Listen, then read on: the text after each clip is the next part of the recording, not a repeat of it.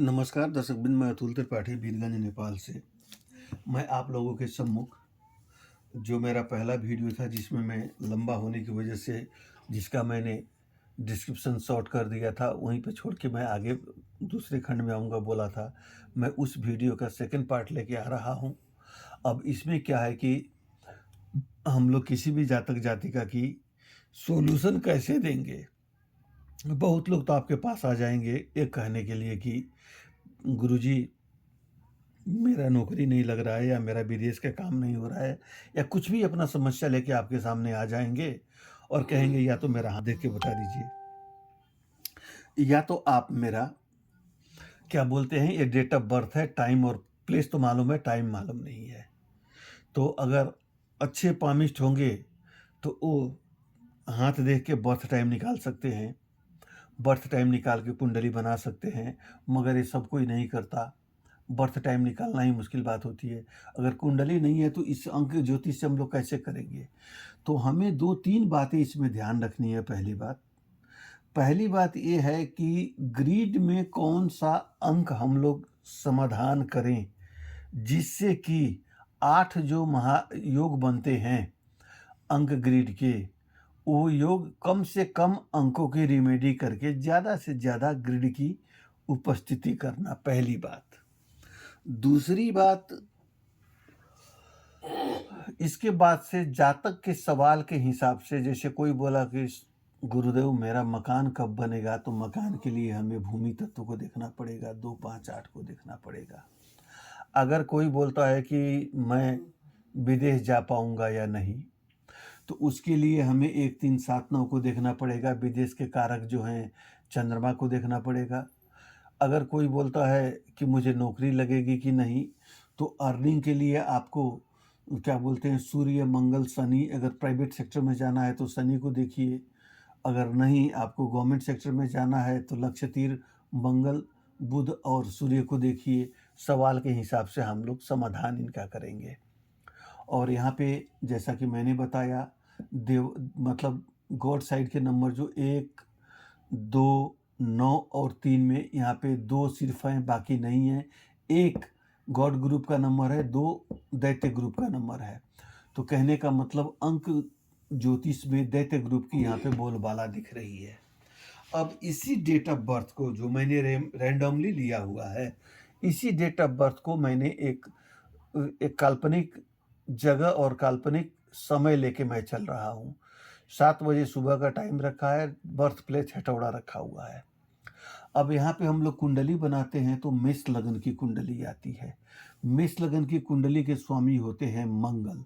अब यहाँ पे हम लोग देख सकते हैं कि अंक ज्योतिष में 2 बार 9 आया है। तो कहने का मतलब मंगल है, और मंगल जो यहाँ पे हैं वो 11वें भाव में जाके बैठे हुए हैं। 11वें भाव के स्वामी मंगल होते हैं, तो मंगल शुभ है, पहली बात। दूसरी बात क्या है कि इनका मूलांक 4 आता है। तो अब ये 4 जो है यहाँ पे भाग्य भाव का स्वामी होके बैठा हुआ है। देखिए, भाग्य भाव का स्वामी होके बैठा हुआ है, लेकिन भाग्य भाव जो है उसके स्वामी हैं गुरु।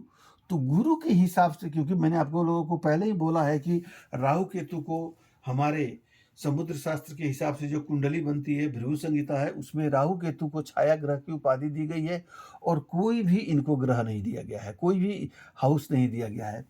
तो राहु गुरु की हाउस में जाके बैठा हुआ है, तो थोड़ा सा इसकी चंडाल प्रवृत्ति आ जाएगी। शार्प माइंडेड होगा, क्योंकि राहु के पास सिर्फ सर है, वो खुरापात ही सोचेगा। राहु की 5वीं दृष्टि 1, 2, 3, 4, 5 लग्न पे स्वयं पे पड़ रहा है, तो पहले राहु अपनी सुरक्षा देखेगा। 7वीं दृष्टि परिश्रम पे पड़ता है, तो परिश्रम करने से पीछे नहीं हटता है। 9वीं दृष्टि जो है पंचम भाव पे पड़ता है। अब यहाँ पे क्या है कि 5वां भाव सूर्य का हुआ, तो सूर्य और राहु की पड़ती नहीं है, वैसे भी खत्म हो गया मामला, ग्रहण योग बन गया। और गुरु और राहु मिले तो गुरु चंडाल हो गया।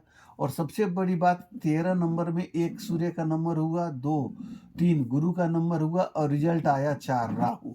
सबसे थर्ड क्लास कॉम्बिनेशन 4 नंबर का, 1 और 3 ही है। वैसे आपको किसी का 4 तारीख का हो जाए तो उस वैसे में राहु बहुत बढ़िया रहेगा। 22 में होता है तो मध्यम रहेगा, और आपको 13 में ए हो गया। इसके बाद से और एक आता है 31, तो 31 का भी यही हाल होगा, 3 एक का। तो यहाँ पे हम लोग अब देखते हैं, जैसे यहाँ पे 4 हुआ राहु, क्योंकि यह धर्म त्रिकोण में बैठा हुआ है तो ये अच्छा फल देगा, चाहे मन से दे या बेमन से दे। चंद्रमा की अब स्थिति देखें, चंद्रमा पंचम भाव में है, गजकेसरी योग बना रहे हैं, अच्छे हैं। अब यहाँ पे हम लोग देखते हैं चंद्रमा यहाँ पे 2 बार है, मगर यहाँ पे चंद्रमा की राशि 4 है। यहाँ पे 2 बार है, कहने का मतलब पोजीशनिंग अच्छी है, अच्छे पोजीशन में आ गए। लेकिन जैसे 9 नंबर पहले आया हुआ है राइट अपने मन से, यहाँ पे तो आपको कंडक्टर नंबर 2 आने के बाद ना 2 बार 2 हुआ, तो यहाँ पे स्थान अच्छा मिला, लेकिन 4 डिग्री में होने की वजह से यह हो गए वृद्धावस्था में। यहाँ पे वृद्धावस्था में आ जाएंगे, इनकी ग्रह की बल बहुत कम हो गई। 0 से 6 डिग्री तक, उधर 24 से लेकर 30 डिग्री तक, 25 से लेकर 30 डिग्री तक ग्रह बल में कमजोर पाए जाते हैं। तो बल में स्थान बढ़िया हुआ, ग्रह कमजोर हुए।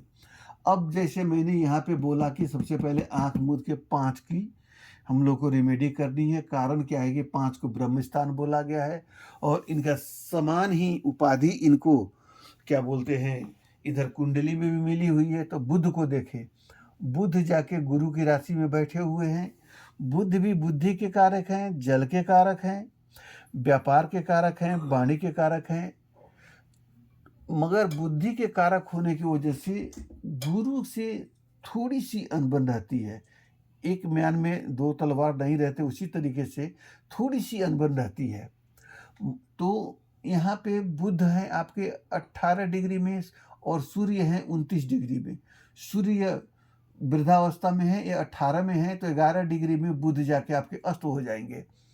अब बुध अस्त हो गए हैं तो ये प्रभावहीन हो गए, जिसका परिणाम स्वरूप आपके लोसो ग्रेड में 5 नहीं आया।